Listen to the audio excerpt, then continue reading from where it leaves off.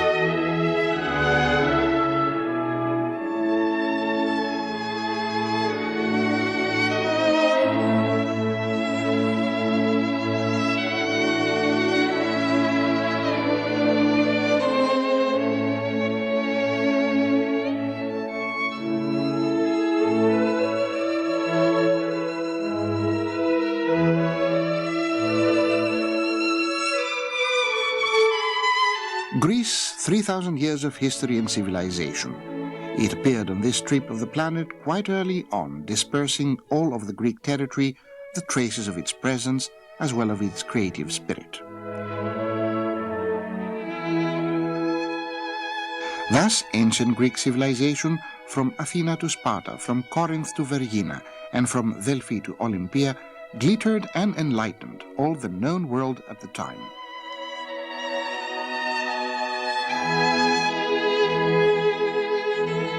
Archaeological excavations brought to light objects of the utmost beauty and architectural structures of the utmost importance.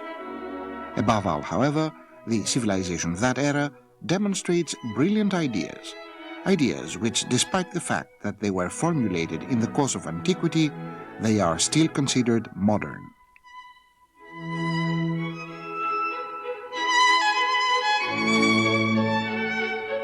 In this very land, man first spoke of democracy. Democracy, a word and idea of a totally Greek origin, a word which has passed on to most languages of the world through its Greek linguistic root.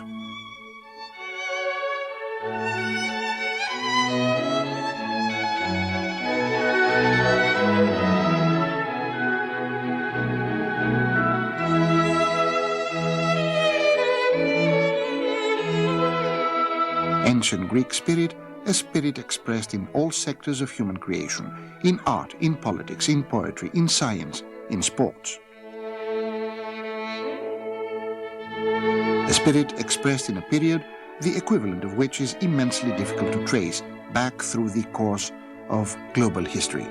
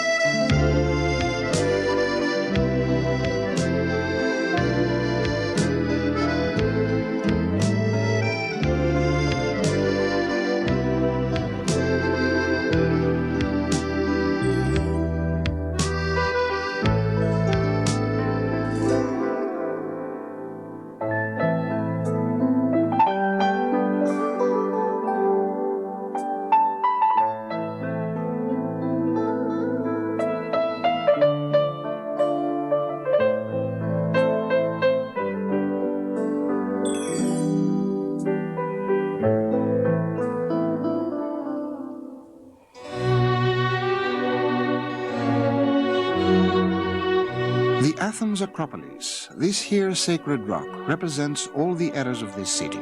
The marbles, the pillars, the temples, all that is to be found up here have been unbrokenly narrating all the legends and the history of the land.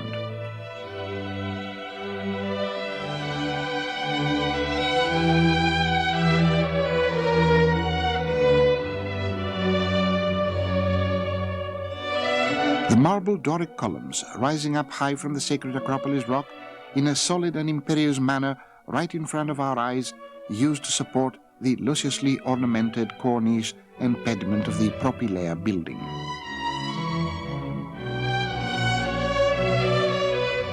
Erechtheium, situated at the foremost sacred area of the Acropolis rock, is one of the most important buildings of the Acropolis.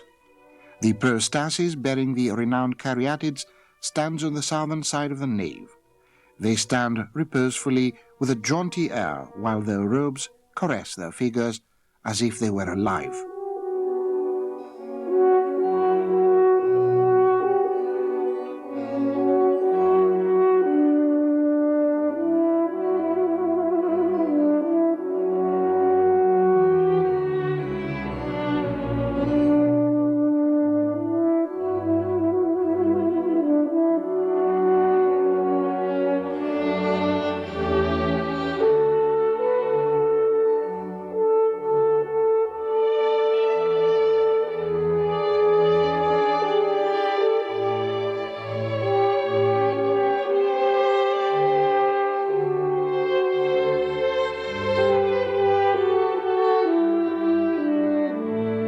Parthenon is situated at the centermost area of the sacred rock and is dedicated to Virgin Athena, the goddess after whom the city was named and who has been its patron saint. It was constructed around mid-5th century BC, while its construction constituted one of the most prominent works to have been carried out in antiquity. The harmonious lines, the balance and the elegance of the temple have all contributed in ranking it as the perfect symbol of ancient Greek civilization.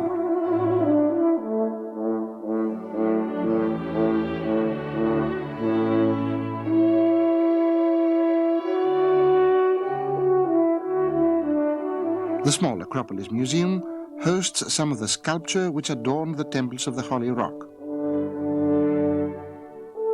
However, not all of it is to be found here where it naturally belongs. Most of them are exhibited in museums abroad, and especially in London's British Museum, having previously been wrenched from the Parthenon by Lord Elgin in the course of last century.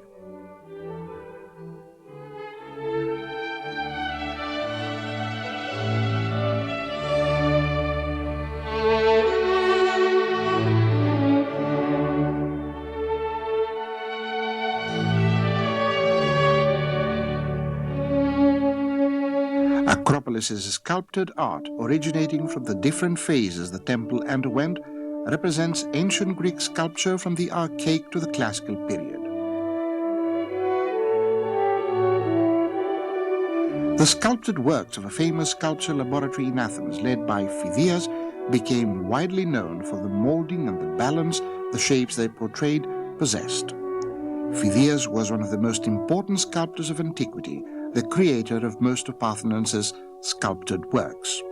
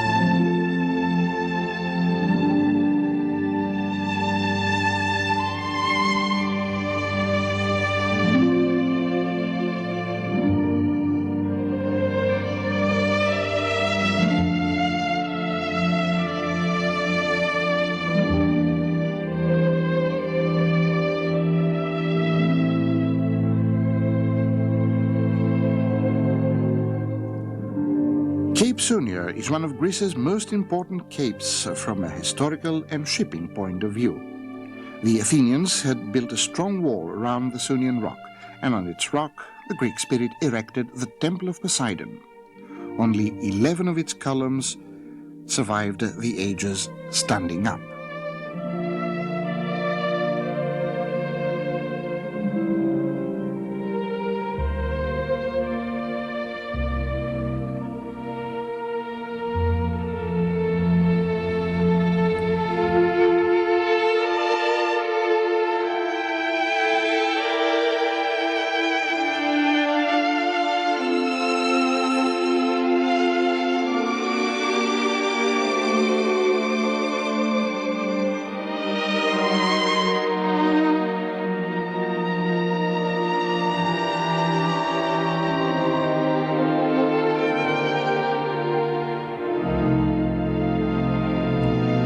The area where ancient Epidaurus stretched and where Aesculapius was worshipped is situated 28 kilometers away from Nafplio, nearly today's village of Ligourio, and at the foot of the Kinorkia mountain.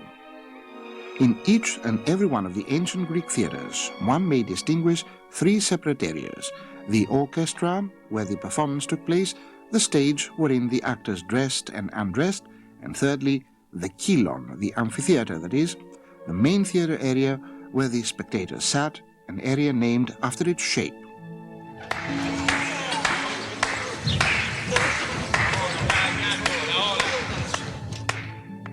Ancient Greek theatres hosted the staging of dramas. Drama is one of the three kinds of performance constituting the ancient Greek poetical expression. The two others are the epic and the lyric poetry. The staging and performance of a drama not only did it constitute, as far as ancient Greeks were concerned, a recreational activity, but an educational one as well. It was through the drama and its describing life itself expressing, at the same time, the high moral values of its heroes, that ancient Greeks were taught upon the magnanimous, ingenious and erudite way that they themselves should deal with their very lives.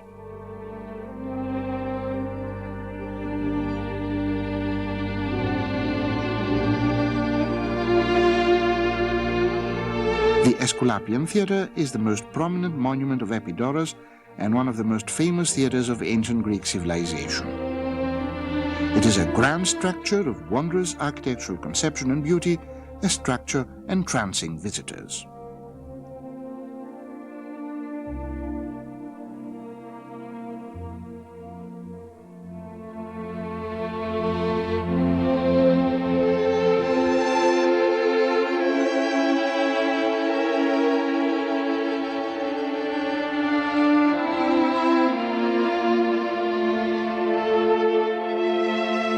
There is no other area of Greece as plentiful and copious in tradition as Argolida.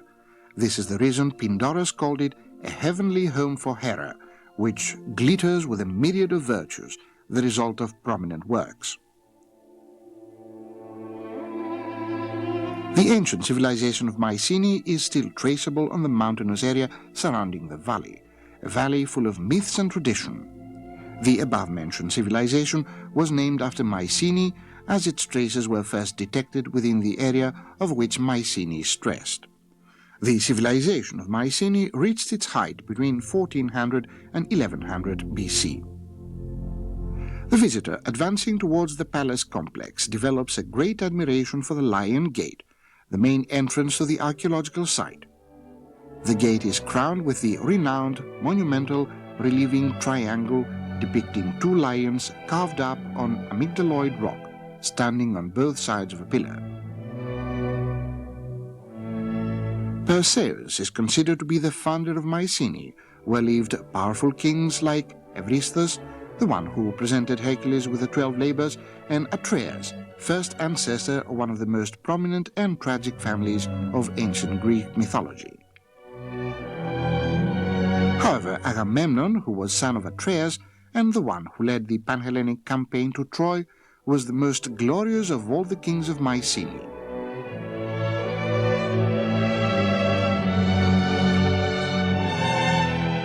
On the right-hand side of the road, which crosses the Lion Gate and leads to the Acropolis, we come across a circle. a circular cemetery. The area has a diameter of 28 meters, given its outside shape by a double series of rectangular slates. The series of slates is intersected by an entrance to the site in the form of an open gate to the north, while its inner area was filled with soil and stones. An ascending level was leading to the top of the hill, whereupon the palace was situated during the era of the Mycenaean civilization.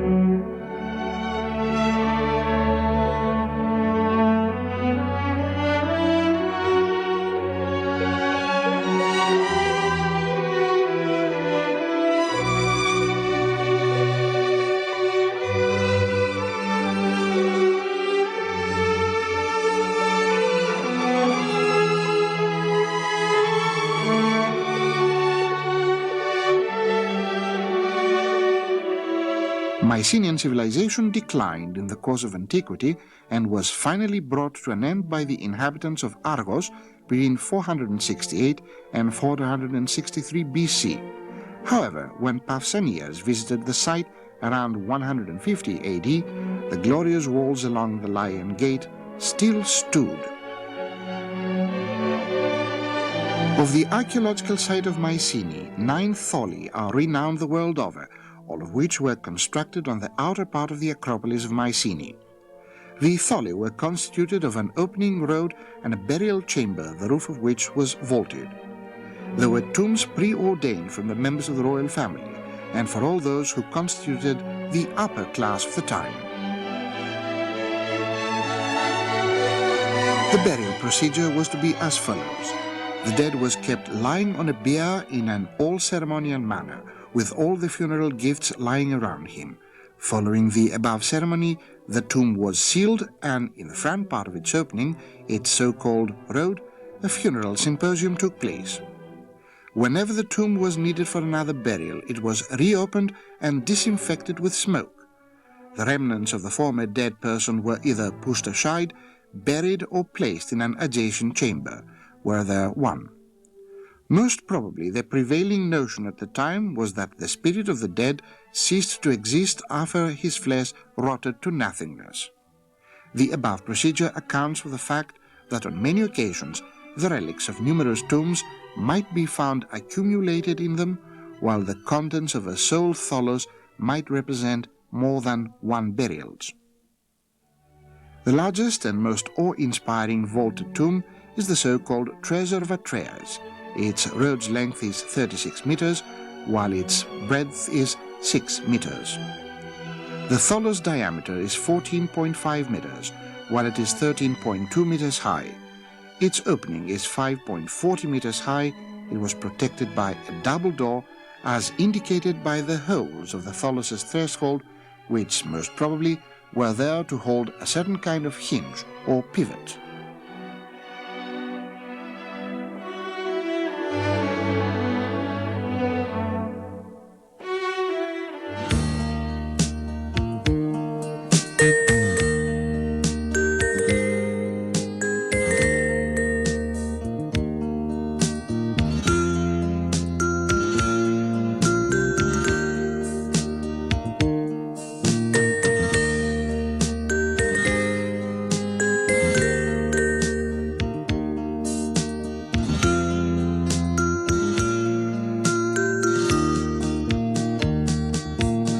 Given the fact that it is built below the two colossal rocks of Palamidi and Nafplio, both of which are crowned with stupendous ramparts, castles, castle doors and walls that slope all the way down sea level, Nafplio as a town ought to have a melancholic and grave air about it. On the contrary, however, it is one of the most jovial and genial Greek spots.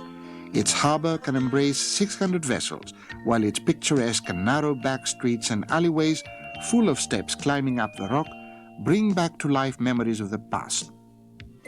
When the 14th century was drawing to its end, the Venetians, having conquered Nafplio, refurbished the fortification of Nafplio, further fortified Palamidi, and commenced the fortification of the island of Bourgi, ensuring thus the entrance to the harbour. The Isle of Bourgi lies less than 500 meters from the pier extending along the coastline of Nafplio. Ancient Nafplia of the era of antiquity was to be found where today's Nafplio is situated, that is, occupying the northern section of a small peninsula at the cove of the Bay of Argolida.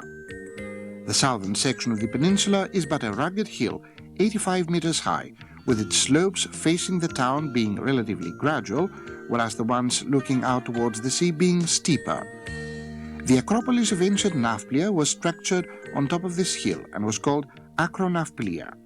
Its southeastern part forms an even higher peak, Palamidi, 216 meters high, accessed by means of a winding stairway, most steps of which were carved up on stone, only a few were actually built up.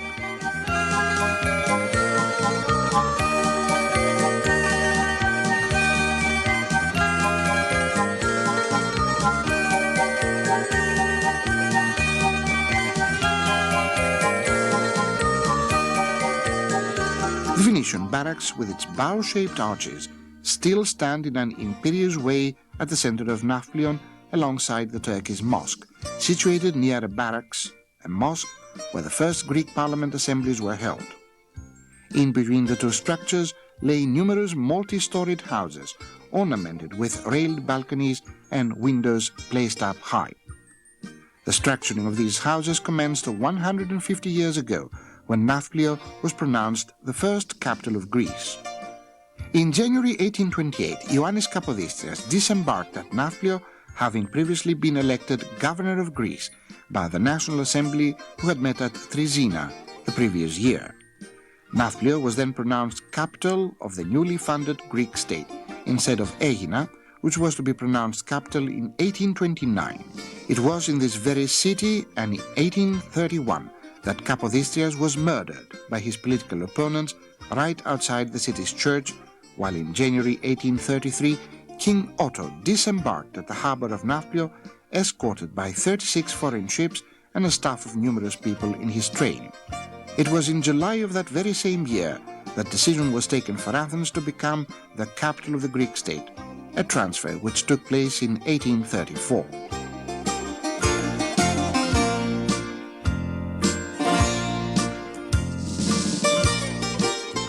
At a small distance from today's large village of Olympia, we come across the celebrated archaeological site of ancient Olympia, an area full of legends and tradition, an area fully entitled to boast about its eminent history.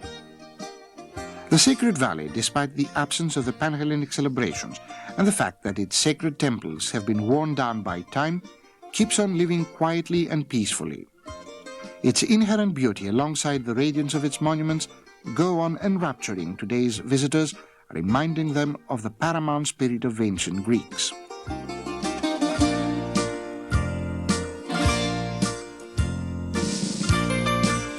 Below the fresh and swishing foliage of the trees, within an area rich in vegetation and mutual transference of shapes and colors, and between two streams, the gurgle of which sounded like music to the visitors' ears, the sacred area of Olympia channeled its spirit to the souls of the faithful, at the same time chiseling in them the most profound desire of all Greeks, the development of a good-intentioned and virtuous character. Such was the vocation of this here sacred area, an area which deeply influenced the souls of ancient Greeks and empowered their spiritual contact by being a sanctuary open to all. Citizens from all the cities participated in the games that took place here. The sanctuary of Olympia, through the might of armistice and mutual worship, proved to be one of the most eminent areas of antiquity.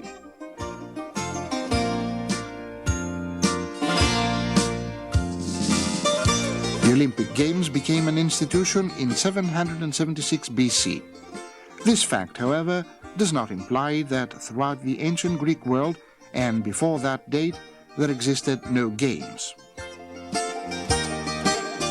The Temple of Hera rises at the foot of Chronio. The temple is of Doric order. Heraion, an oblong, heavily structured temple supported by 6 pillars on its facade and 16 along its long sides, constitutes one of the most ancient examples of ancient Greek monumental temple structuring. The innermost area of the nave still hosts the pedestal whereupon the stone statues of Hera and Zeus stood. Today, all that remains of them is but the head of Hera. Inside this temple, the renowned statue of Hermes of Praxiteles was preserved in good condition. Its preservation is due to the clay which covered it following the dereliction of the structure and the consequent weathering of the plinths by the floods.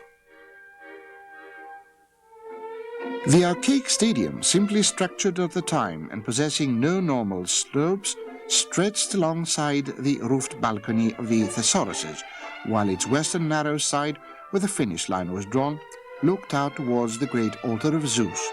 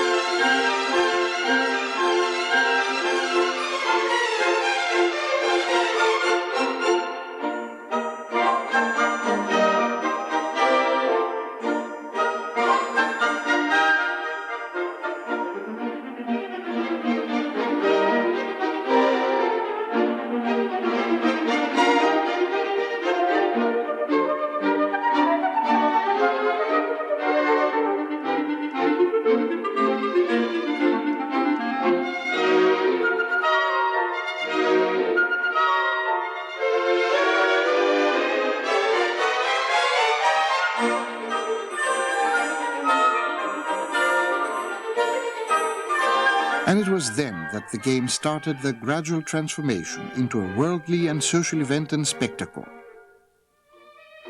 The length of the track of this new stadium is 212.54 meters, its width 28.50 in average.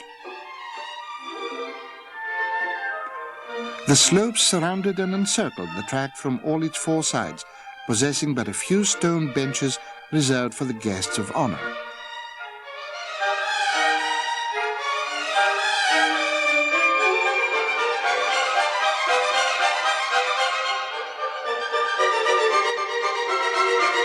The stadium's seating capacity was roughly for 45,000 spectators, who sat directly on the ground. The stand of the umpires, situated at the southern slope of the stadium opposite the altar of Dimitra Hamini, was also made of stone, rather than clay. In the course of the 5th century, the sanctuary was at the peak of its glory. It was then that the immensely important structure of Altis was reared right at the center of it, the gigantic temple of Zeus, which started being structured in 470 BC, that is, directly after the reorganization of the state, and was completed between 460 and 456 BC. It is one of the most important temple structures of antiquity. Despite the fact that the exalted chryselephantine statue of Zeus does not more exist, there exists one of the most imposing sets of antiquity's sculpted artworks, which combined all of the achievements of both the austere classical order and the early classical period into a top-ranking and unparalleled creation, the pediments and the metopies of the Temple of Zeus. The scene of the Temple of Zeus's eastern pediment was inspired by the legend of the chariot race between Pelops and Inomaus, both heroes considered to be the founders of the games at Olympia. Inomaus, son of Mars and king of Elis and Pisa, had an only daughter named Hippodamia, whose beauty stood so much out that even her own father fell for it and in love with her. She, however, did not succumb to his sacrilegious passion. The western pediment displays a centaur fight. Centaurs were monstrous creatures, humans the waist up and horses the waist down.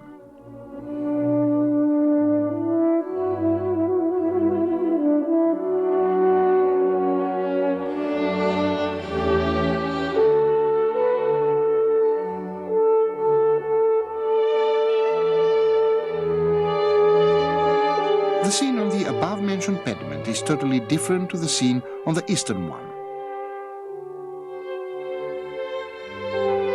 The only feature that retains the utmost grandeur of the divine tranquility is the unparalleled, imposing central figure of Apollo. To his left and right there stand Theseus and Perseus, followed by classes of centaurs and women, all in an incessantly billowing motion from the center to the side and vice versa.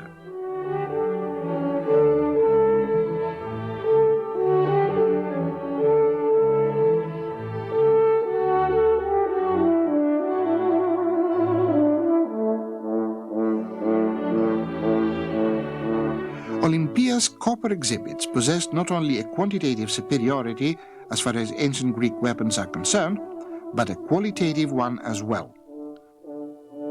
One is to come across real masterpieces of copper weaponry, leaving today's practically minded persons startled with their incredibly wise and inspired adornment. The Museum of Olympia is full of archaic sculpture that imposes itself upon the visitors with a might which makes it difficult for the latter to focus, both visually and mentally, on anything else. On the other hand, one comes across some of the most wondrous creations depicting the history of Greek pottery through the most crucial phases it underwent.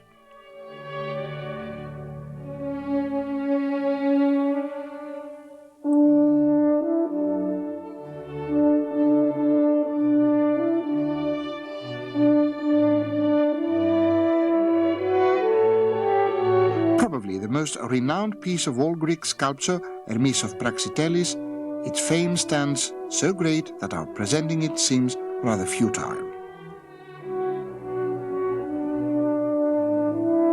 The sculptor depicts Hermes holding young Dionysus in his hands.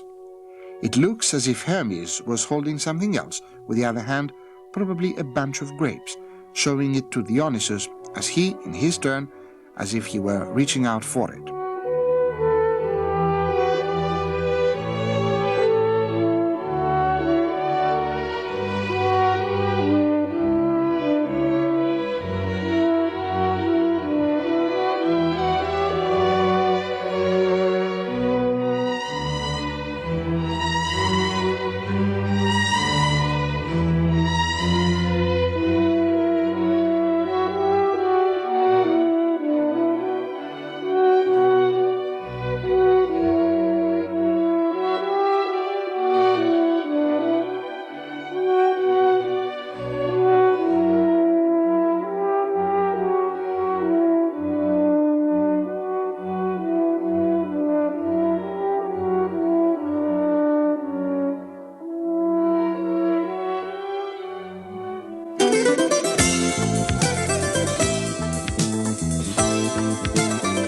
The small rocky island reputed not only around the whole of Greece, but the world itself.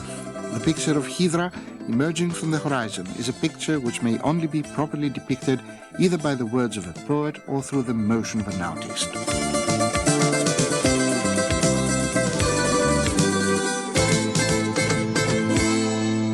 Arrival at the port of Hydra is but a pleasant surprise and a warm welcome into a new, nonchalant, languid atmosphere, an atmosphere in which life leads its own unhurried rhythms.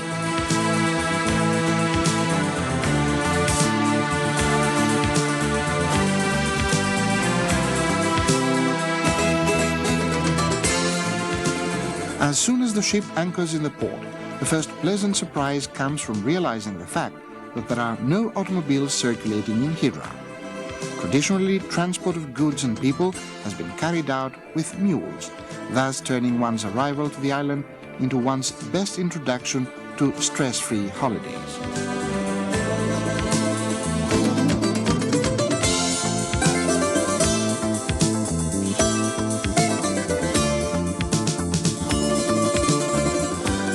Hydra of the past and of Miaoulis and of Canaris, captains of fire ships, has evolved into Hydra of the personalities and celebrities of the world. Apart from the liners and the flying dolphins, private yachts have increasingly over the last years become the means to get to the island. Yachts, cruisers and speedboats sailing boats and light fast fishing boats all compose a medley of a happy-go-lucky attitude, at the same time adding very distinctive, variegated touches to the island's port. Traditional wooden houses, a windmill, the island's castle, are the elements which set Hydra's distinctive character. Visitors outfind no difficulty at all in incorporating themselves in such an atmosphere. They are bound to be allured and fascinated by the island.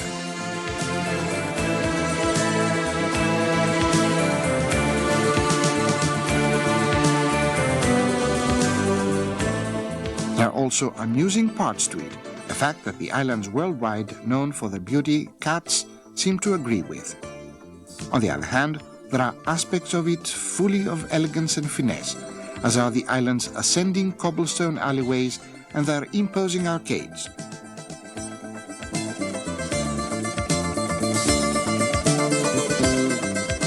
The green and silver-grey colors of the olive tree, the white and the ochre are the colors of the fine Hydran aesthetics. All of them colors were used and still are by local workmen and artisans as well as by nature.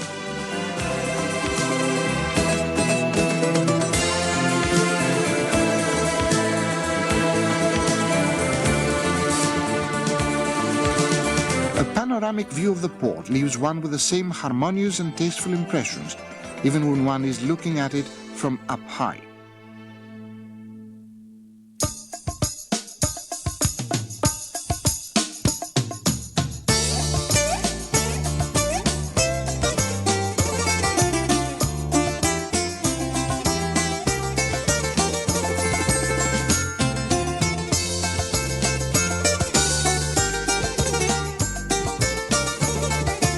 The reality of everyday life tied up with the traditional forms of life. Wooden carts, cobblestone back alleys ascending all the way to azure front doors and beautiful small yards.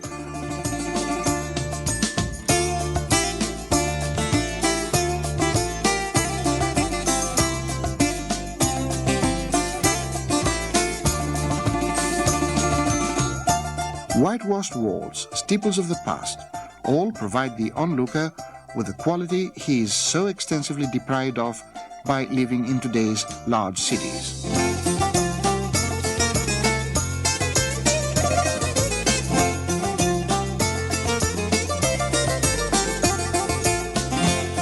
The narrow strip of the sky constitutes the frontier line, dividing the old rooftops from one another. The houses, despite the fact that they were and still are constructed in a rather tight architectural manner, having their facades looking rather inwards, they might under no circumstances be considered uninviting. Most of them are mansions of the past, with ivied walls, strangled by bougainvillea, affectionately and laboriously kept up. This is the reason they still possess the beauty of detailed attention, of elaborate ironwork, of the old knocker. The sea's deep blue and lilac are points of reference in the locals' lives, a welcoming message on their homes' front doors and windows. The same welcoming message is the incessant ticking of the clock up on the Venetian-style church tower.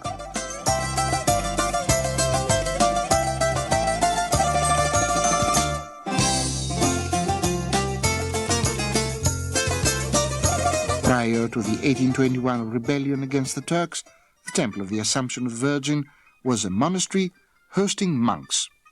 The devout atmosphere of the era is still maintained by the aesthetics of the temple.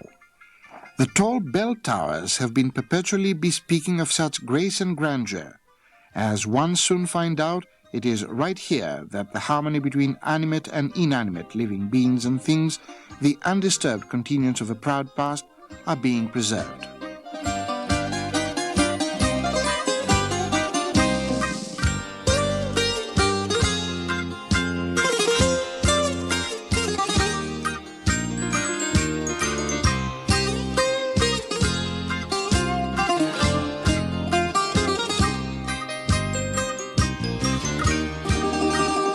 Mid-noon, the sun collaborates with the sea. Both swimming and sunbathing are but a luxury and a delight, as well as any sea sports.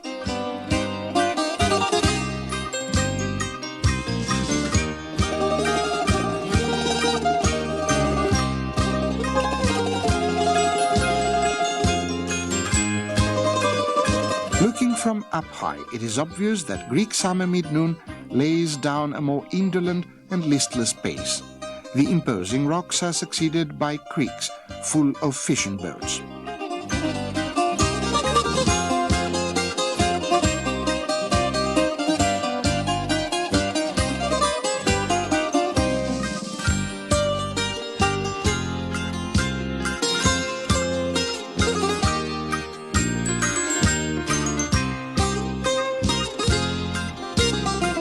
Summer days are long and heat-stricken. They are reflected in the sea. They openly test the strength and durability of rocks and of the scant vegetation.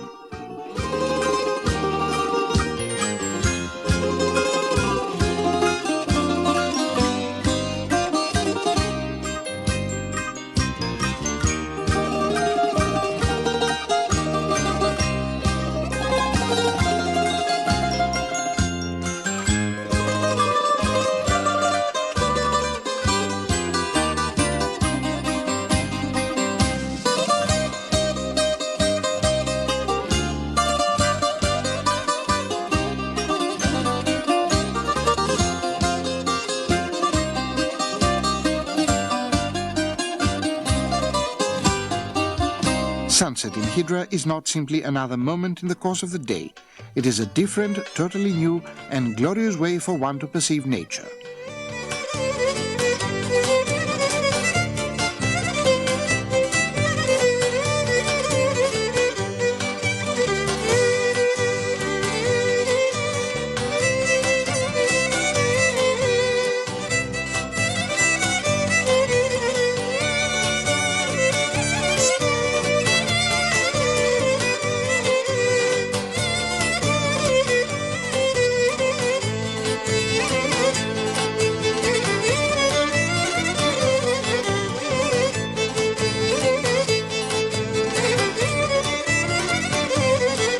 One gets inspired by the sunset in Hydra, an inspiration which takes place effortlessly, voluntarily, an inspiration experienced in a different way for each and everyone visiting Hydra.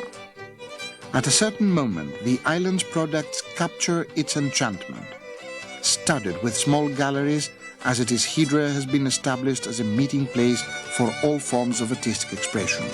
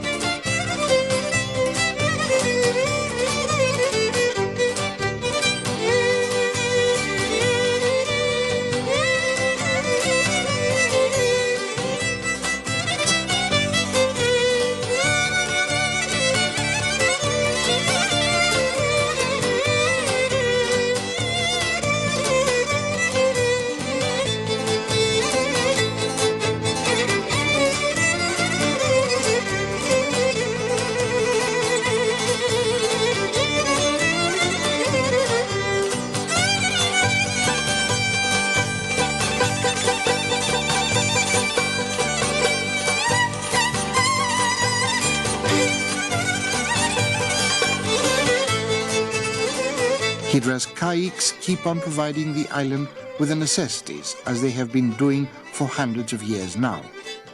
Daytime is gradually giving in into nighttime. The colors, the fragrances, the thoughts and the feelings all have ample time for thousands of transformations, and they also have time to unfold and develop. Nighttime in the island is as romantic as the moon itself and as intense as the passions it arouses. Night outs in Hydra are as high societal and glittering as they are in but a few other places in Greece.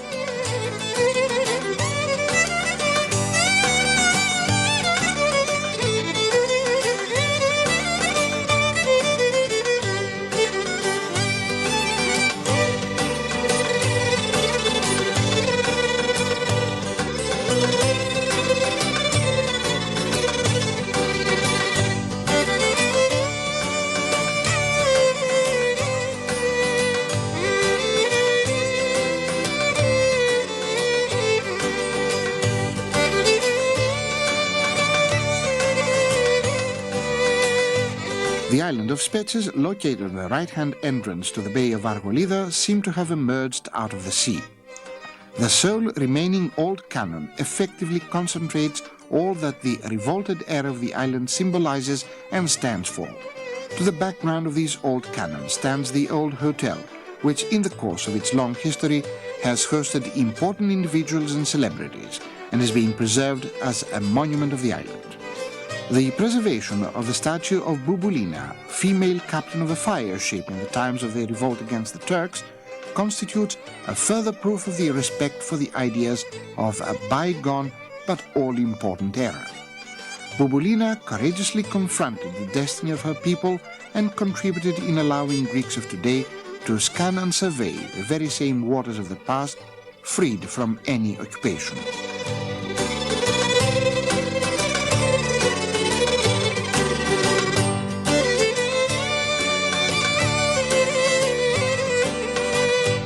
The convenient wharf of the island constitutes a pleasant surprise to the eyes of the oncoming visitor.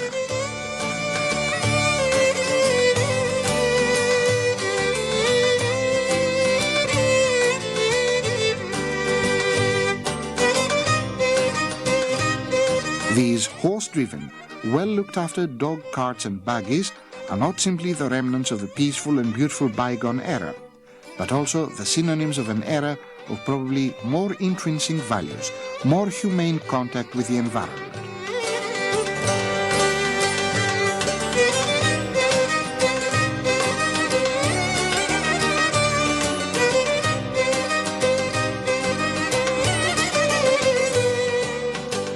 The ride, a long-gone specific stroll, follows a route passing inside and around Spetses, the capital.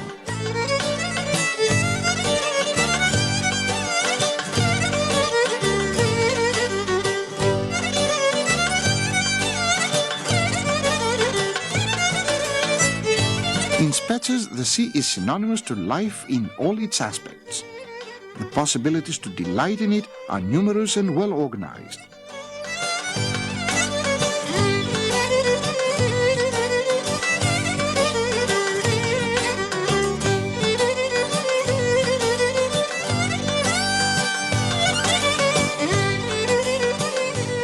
Choreography in water skiing is usually impromptu extempore, while skill assures satisfaction even to those who are enjoying just looking at the skiers.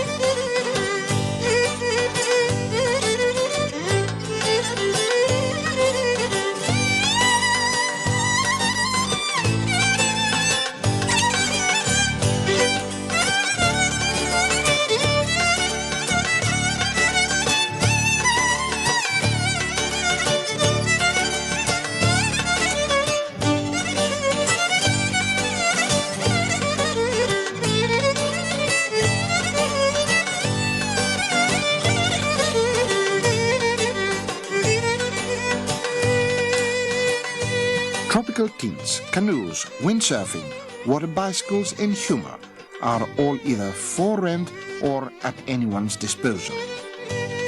This merry-go-lucky mood is what fuels the tenets of sports and games, and also what has the power to animate the child we all hide deep inside ourselves.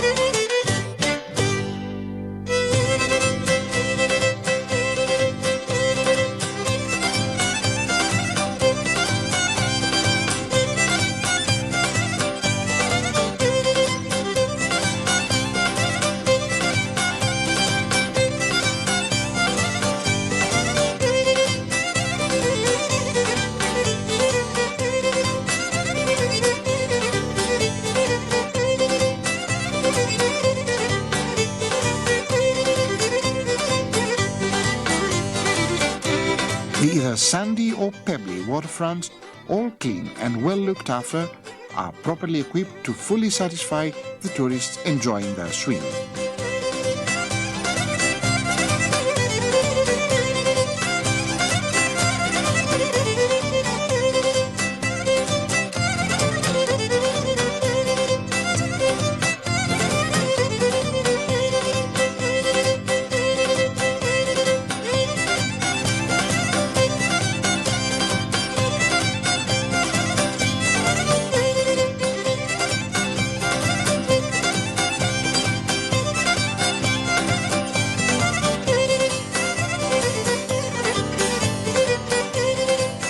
The afternoon fades, colors turning all scheduling simpler. Modern, impressive yachts and old traditional shipyards put in a harmonious appearance thanks to the alleviating and relieving light and the mutual destiny predestined for both by water.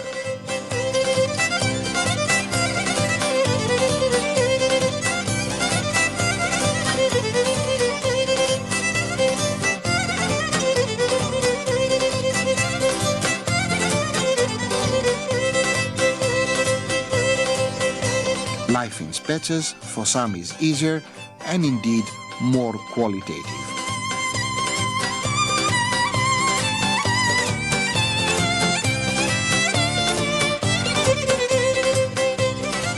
Religiosity is abandoned, never blatant or howling, however. It is imposed by the whitewashed churches, the last among rocks and trees monasteries, and even by the lonely lighthouses with the ambient aura around them. The afternoon salty taste of the Aegean Sea is, as sailors say, different to anything else in the whole wide world.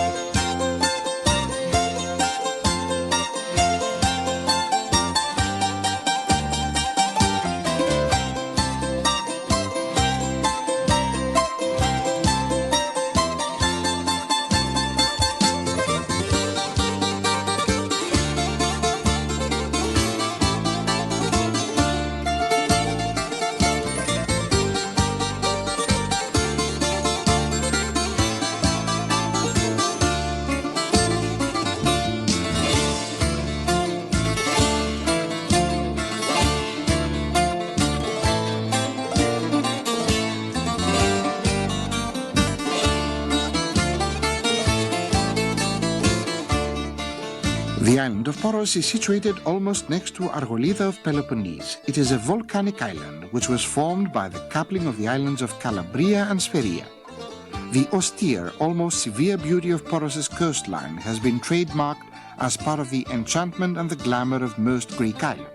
The shading off tints of the crystal clear sea cover the whole range of the spectral colors from the deepest of blues to the topmost transparent green.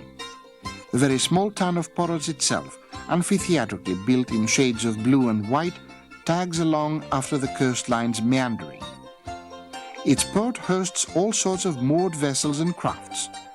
Due to its nearness to Piraeus on one hand and to the coast of the Peloponnese on the other, Poros is an excellent resort for short holidays on privately owned yachts and cruisers.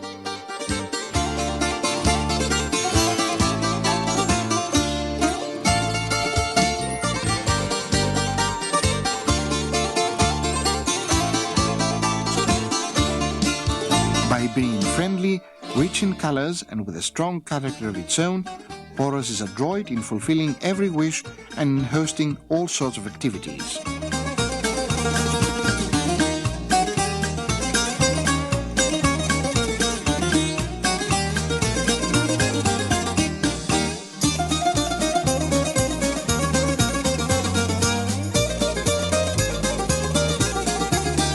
The island's modern hotels have exploited and thrown into relief some of the most difficult to access parts of it.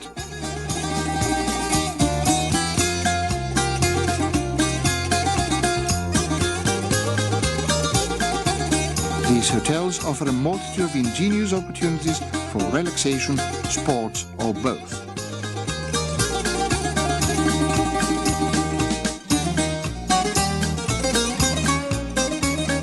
The abundance of greenery in certain areas of this dry land cools down the onlooker's eyes.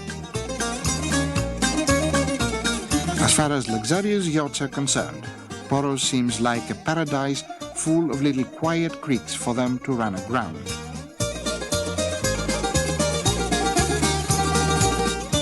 On the other hand, as far as the devoted photographer is concerned, it is an endless pool of themes and an incessant source of inspiration.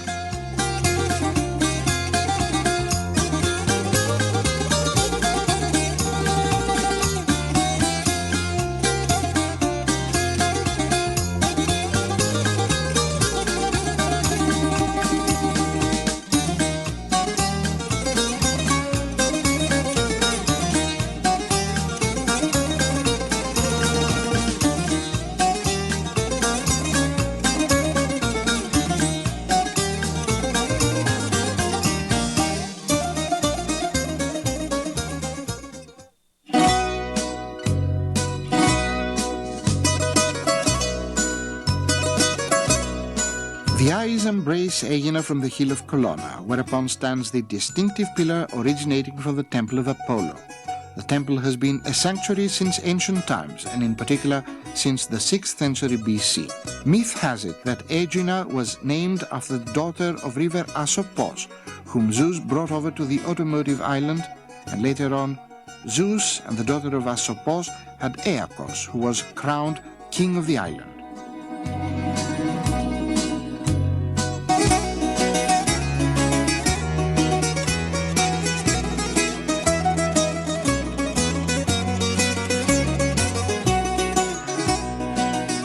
The picturesque fish taverns, the churches, the jetty, and the colorful fishing boats are all there to brand the island by monopolizing the visitor's attention and by relaxing his senses.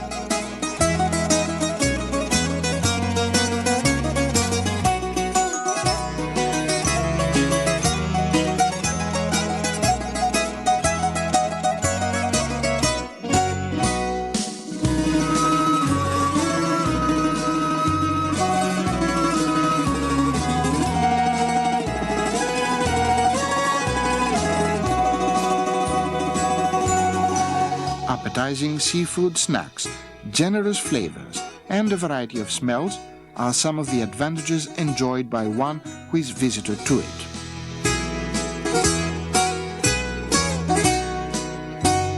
On a daily basis, tens of fishing boats set off to collect the sea gifts.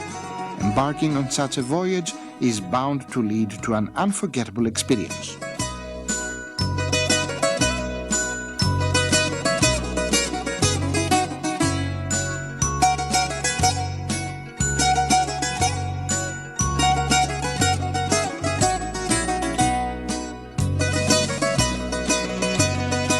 The classy environment of the island might very well function as a historical map.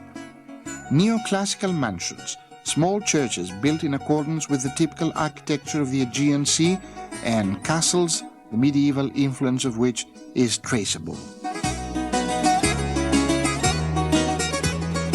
Aegina, with its ancient spirit and sacred monuments, coexists with the well-organized spa, the impressive modern hotels, and the jovial, cheerful, high-spirited tourist places.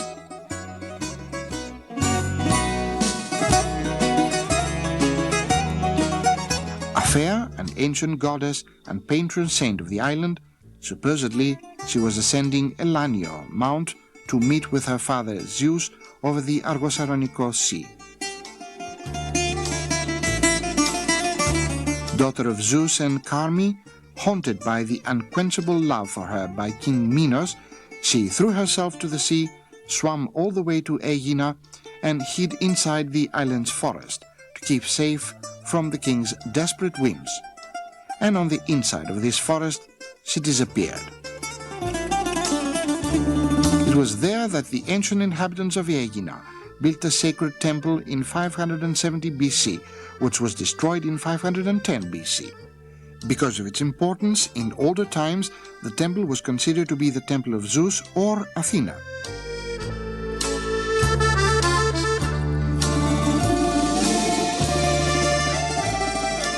However, in 901, the German archaeologist Furtwängler identified this temple as the Temple of Aphea, an identification which was in accordance with Pausanias's historical documents.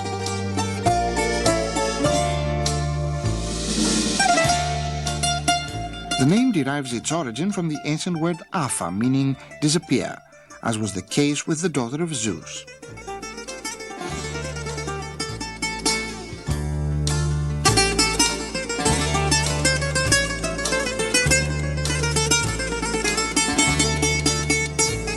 The temple, with peristyle constructed of bolts of locally excavated parolithos, is ornamented with elaborate embossed pediments depicting the fearsome fights of Aeacides. Since 1812, these pediments, along with other architectural findings, have been displayed in Munich's Sculpted Works exhibition. Worshipping the goddess of Aphea, an activity deeply rooted in the post-Mycenaean period, sunk into oblivion after the wearing away of the civilization of Mycenae, the latter being the ones who established Aphea's worshipping.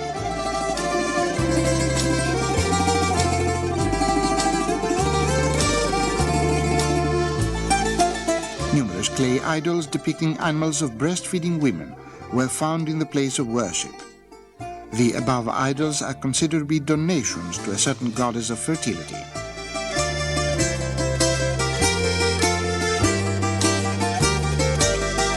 In our days, the colonnades stand forlorn and the pediments all wrenched and desolated, while the panoplied Athena, instead of scanning the land of Aegina, as she is meant to be by virtue of being a goddess, remains confined in museums.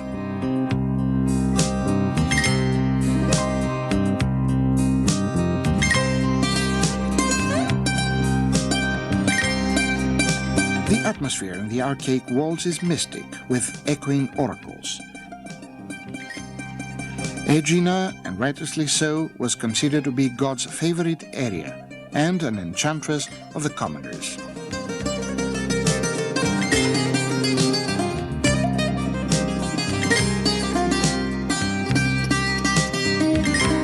The gate of the famous Palace of Barbaiani opens up all the way to their end.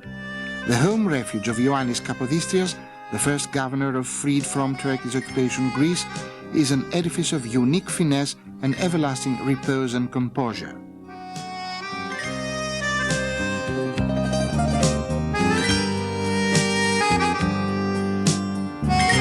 Kapodistrias lived in it from January 1828 until October of that same year, and honored Aegina by pronouncing it capital of the newly established Greek state of the time.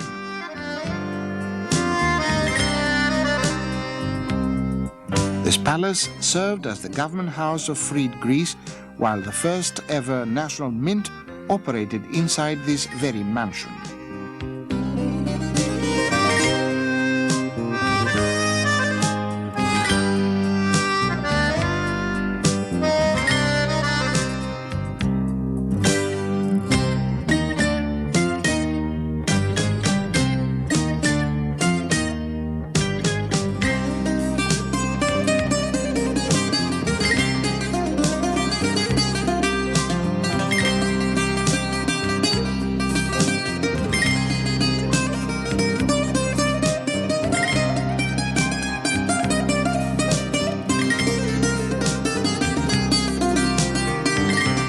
Many prominent Greek writers, painters and literary people visited Aegina and fell for it.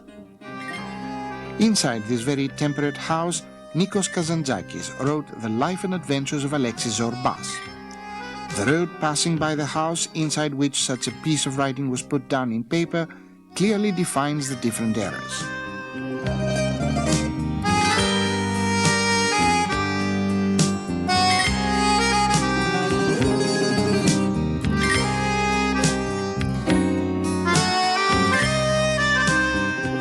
Aegina's monuments are inexhaustible.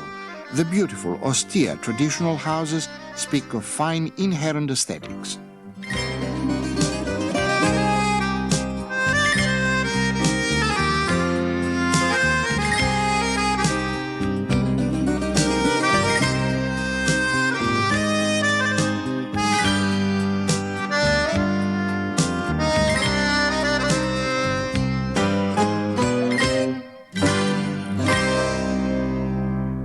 The wooden house of the painter has a predilection for the nuances of ochre, while the minutiae at the yard of the windows reveal the work concealed on its inside.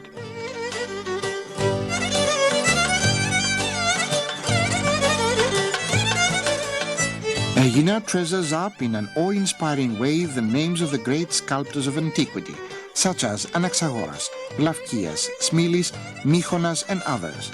And indeed it does so by treasuring them up in the forms developed by these sculptors' contemporary descendants.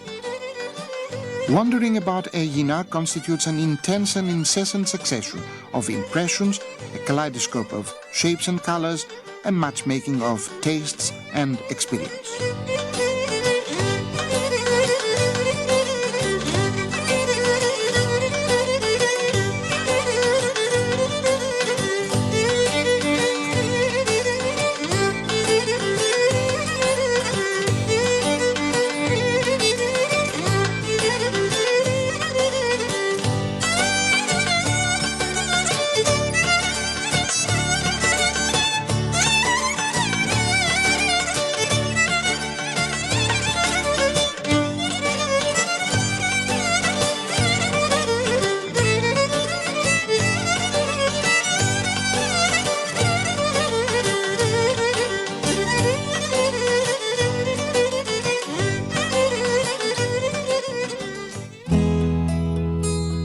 Constructed on the vestiges of the ancient Phocian city of Anemoria, Arachova abuts on the famous Korikio Nandron, the Korikio worship cave, situated westwards of Livadi.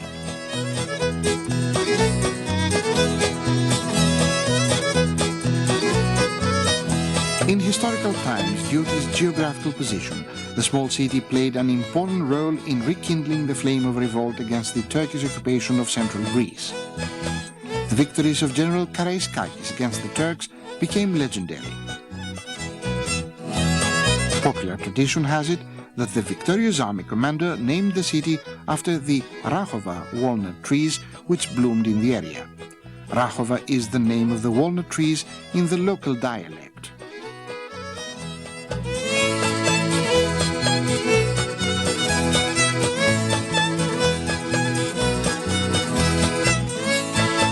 Today's inhabitants of Arachova make an effort to preserve some traits of this dialect along with those manners and customs which still determine their cultural identity.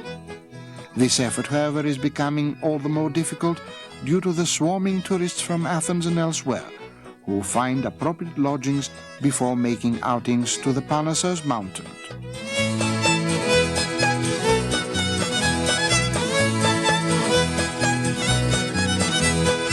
Local folk architectural tradition is constituted of a mingling of housing elements from the 18th, the 19th, and even from the 20th century.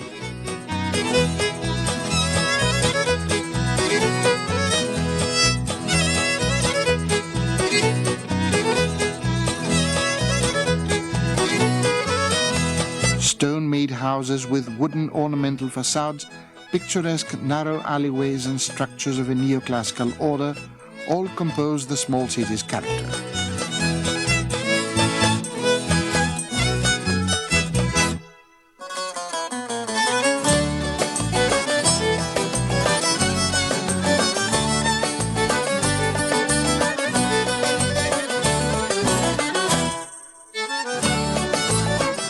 Arachova or Arachova, and Meteora to ancient Greeks, is undoubtedly one of the integral and most enchanting spots in our wandering about the Parnassos area.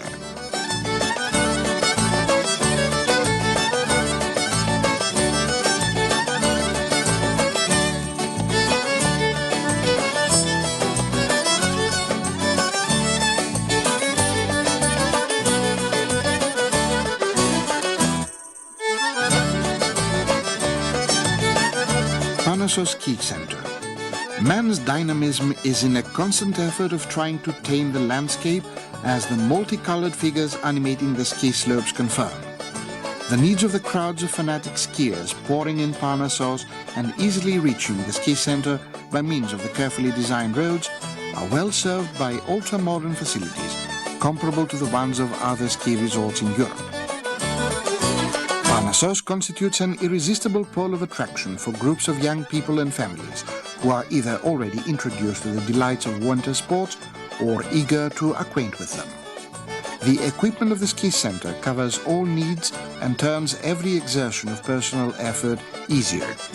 The numerous ski tracks, each with a different grade of difficulty, were developed to serve the same purpose: to encourage repetition, which is known to be the mother of learning, and to pleasantly startle the grown-ups without scaring off the young ones.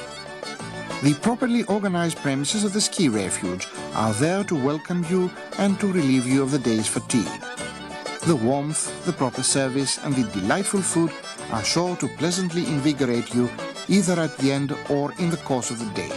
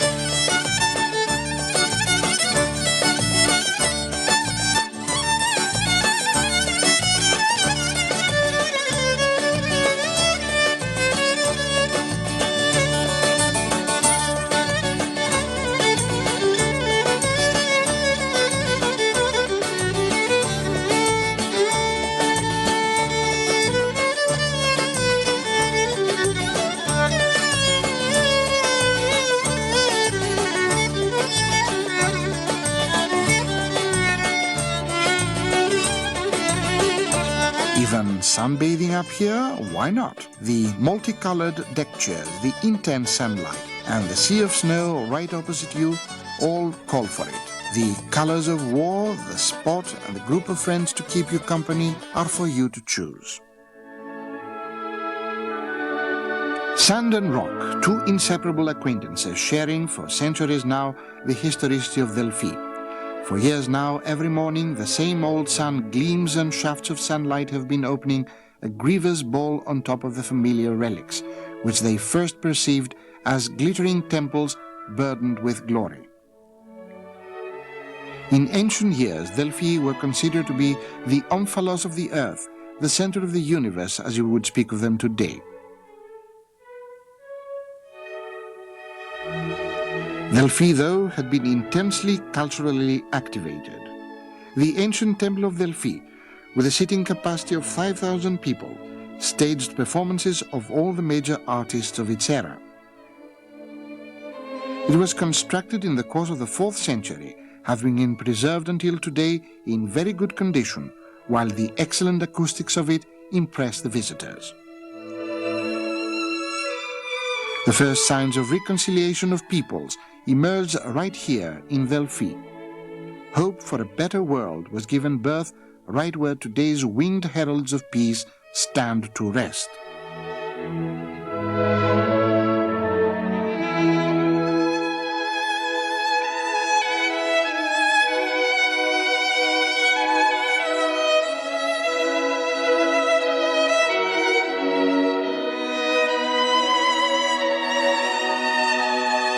Relics from the temple of Apollo still stand today, dating back from the 4th century BC. Previous to that temple, there had been built another 5 ones. Of these, the first 3 fall within the sphere of mythology, while of the 4th one, which was of Doric order, some structural relics exist.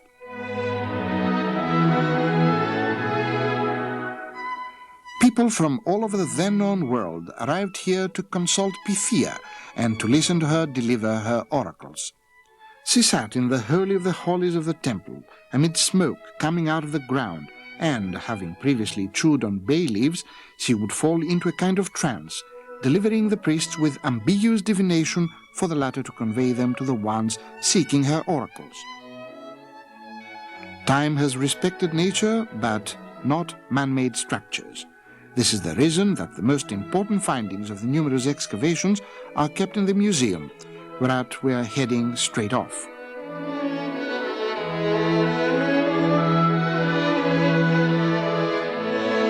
The statue of Eniochos, which stands proud for having beaten time, constitutes an all-time wonder of ancient copper sculpture.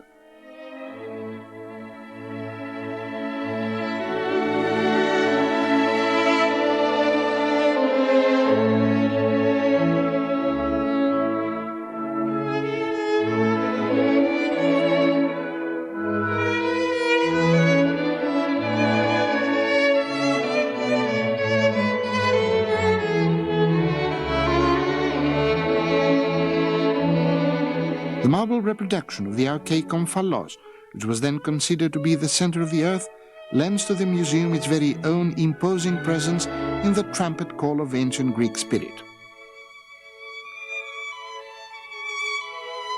The two large statues of the Cleovis and Vitonas Kouri stand like guards ready to take action were one to question the sacredness and sanctity of this site.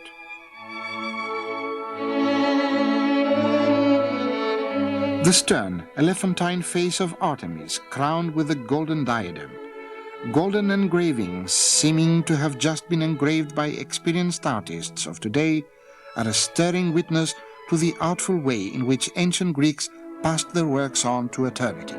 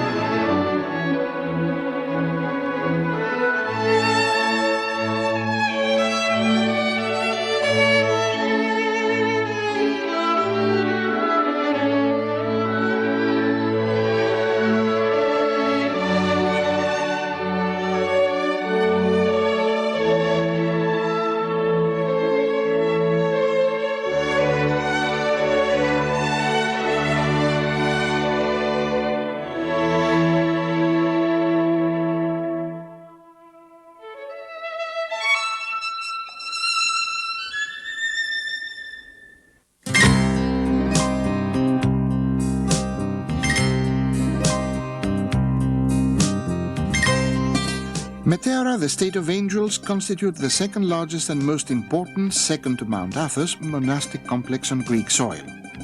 On the northwestern tip of Thessaly, on a scenery of unique beauty formed by the mountainous volumes of Pindos and Antichasia, and accompanied by the nymphs of the Greek rivers and woodland, the two rocky, steel giants of Meteora rise up high over beautiful Kalambaka and the picturesque castle, imposing themselves upon the awed and ecstatic visitors.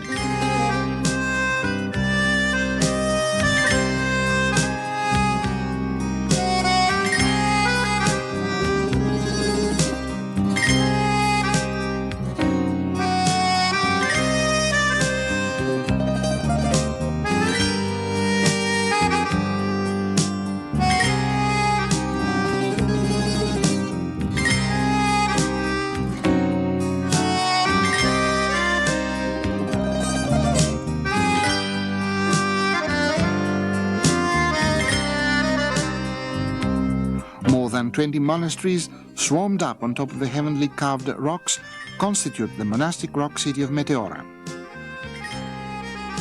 Many of these monasteries were built in the course of the 14th century and later on in the course of the 16th century, a period of intense prosperity and thriving for both Meteora and Greece as a whole. They were either refurbished or supplemented.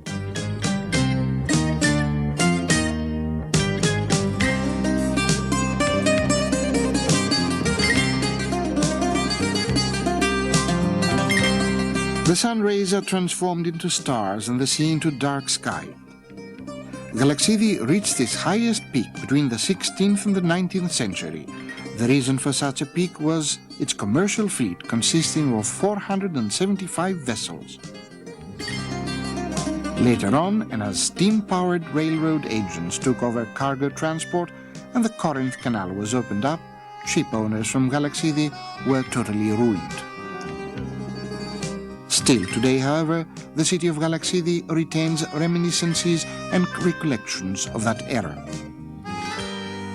Galaxidi, by being a nautical city par excellence, would in no way leave yachtsmen unappeased. There exists a properly organized marina where yachtsmen, sheltered by the might of the winds, may moor their yachts and be supplied with water. There are also locals who can deal with whichever engine problems were to come up. Visitors can go for a swim in the organized beach of the yachting club, as well as in the sandy beaches located in the area. There are hotels, rooms to let, inns, as well as the Galaxidi camping area to accommodate tourists during the whole of the summer season.